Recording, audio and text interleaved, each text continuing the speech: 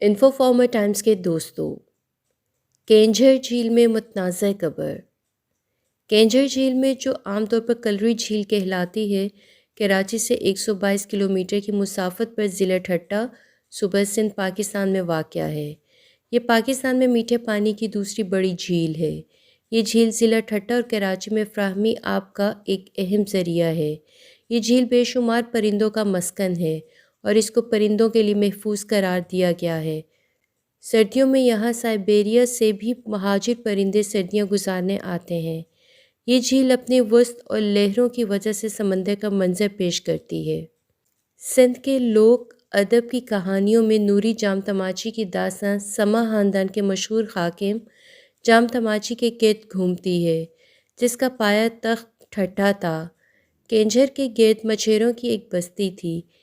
ان مچھیروں کا رہن سہن عموماً کشتیوں میں ہی ہوتا تھا۔ مرد مچھلیاں پکڑتے تھے اور ان کی عورتیں مچھلیوں کو فروخت کرتی تھیں۔ ایک دفعہ ان مچھیروں کے ہاں ایک نہایت خوبصورت لڑکی پیدا ہوئی۔ لڑکی اتنی حسین و جمیل تھی کہ مچھیروں کی پوری آبادی اسے دیکھنے آنے لگی۔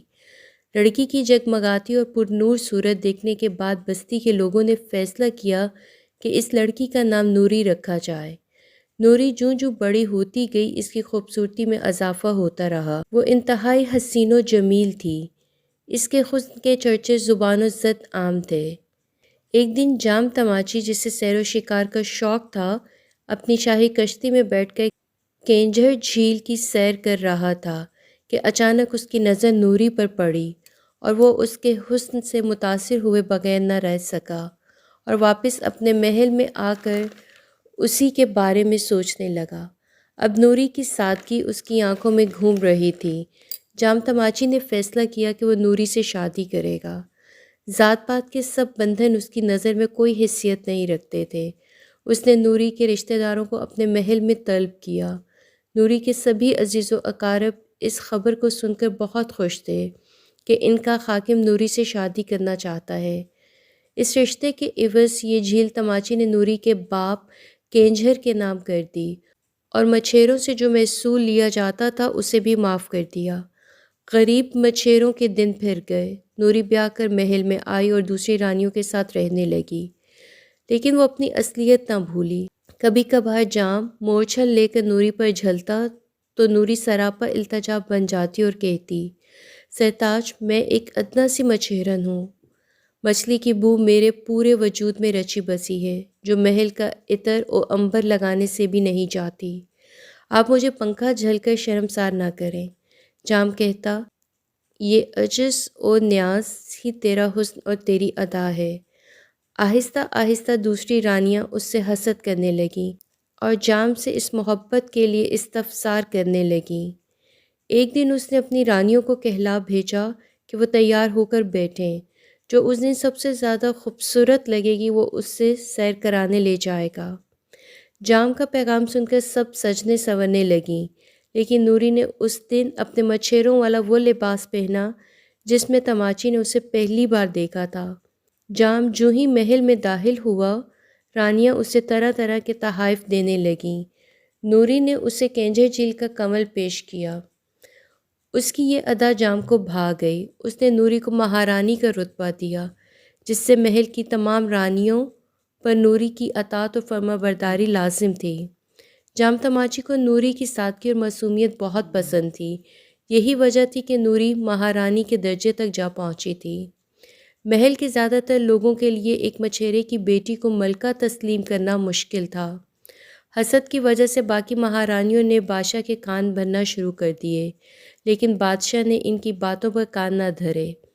لیکن ایک بات بادشاہ کو کھٹکنے لگی جب اس کی اپنی پہلی بیویوں سے یہ سننے کو ملا کہ نوری محل سے قیمتی زیورات چوری کر کے اپنے بھائی کو دیتی ہے، جو کہ وہ اپنی بستی لے جاتا ہے۔ اس کے علاوہ محل کے دوسرے لوگوں سے بھی بادشاہ کو یہی سننے کو ملا کہ نوری اپنے بھائی کو ایک لکڑی کا صندوق دیتی ہے۔ اس پر بادشاہ بہت غصہ ہوا اور نوری کو رنگے ہاتھوں پکڑنے کا فیصلہ کیا۔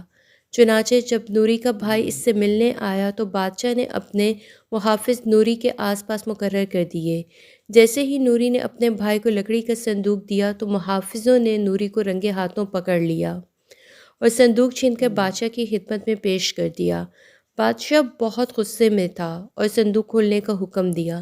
جیسے ہی صندوق کھلا تو بادشاہ کی خیرت کی انتہا نہ رہی، کیونکہ اس صندوق میں ہیرے جواہرات کی بجائے مچھلی کے کانٹے موجود تھے۔ بادشاہ کے دریافت کرنے پر نوری نے جواب دیا، بادشاہ سلامت، مجھے گاؤں کے کھانے کی عادت تھی اور مجھ سے محل کے کھانے نہیں کھائے جاتے۔ اسی وجہ سے میں نے اپنے بھائی کو گاؤں سے کھانا لانے کو بولا تھا، اور آپ کو اس وجہ سے نہیں بتایا کہ آپ کو برا نہ لگ جائے کہ محل کے اچھے کھانے چھوڑ کر گاؤں کے کھانوں کو ترجیح دی۔ یہ بات سن کر بادشاہ کے دل میں نوری کے لیے محبت اور عزت اور بڑھ گئی۔ اس کے بعد بادشاہ نے کبھی نوری کے خلاف کسی سے کوئی بات نہ سنی۔ بادشاہ نوری کو اکثر گاؤں لے جایا کرتا تھا اور دونوں گھنٹوں کینجھر جھیل کے کنارے بیٹھتے یا پھر سیر کرتے رہتے تھے۔ نوری کی موت بادشاہ کی زندگی میں ہی ہو گئی تھی۔ بادشاہ نے نوری کے مقبرے کو جھیل کے درمیان بنانے کا فیصلہ کر لیا، کیونکہ پہلی بار دونوں اسی جھیل کے کنارے ملے تھے۔ نوری کی جائے دفن یا اس کی قبر کو جان بوجھ کر متنازع بنایا گیا ہے۔ کینجھر جھیل میں نوری کی قبر نقلی ہے۔ اگر اصل ہوتی تو جام تماچی بھی یہاں دفن ہوتا۔ اگر جھیل میں نوری کی قبر اصل ہے تو مکلی کے قبرستان میں جام تماچی کے مزار میں جام تماچی کی قبر کے ساتھ کون سی نوری کی قبر ہے؟ اس سلسلے میں سندھ کے مشہور مورخ اور محقق محمد حسین پنہور نوری کی کینجر جھیل میں قبر کے حوالے سے اپنی کتاب an illustrated historical atlas of Soomro kingdom کے صفحہ 157 پر لکھتے ہیں کہ نوری کی کینجر جھیل میں قبر 1959 میں اریگیشن ڈپارٹمنٹ نے بنائی تھی۔ دراصل نوری اور جام تماچی مکلی کے قبرستان میں ولی سندھ جام نظام الدین عرف جام نندو کے مزار کے قریب ایک مزار میں دفن ہے۔ مزار میں دونوں کی قبریں ہیں، لیکن نوری کی ایک قبر کینجر جھیل کے اندر بنائی گئی، جس کے ساتھ ہوندل شاہ کی قبر بھی بنائی گئی ہے، جسے نوری کا مرشد بنایا گیا ہے۔ نوری کی یہ قبر محض سیاحت کو فروغ دینے کے لیے بنائی گئی ہوگی۔ تماچی جام اور تیری حضوری، یہ کیا اعجاز ہے اے چشم نوری، رہی باقی نہ کوئی حد فاصل، مٹا دی عشق نے ہر ایک دوری۔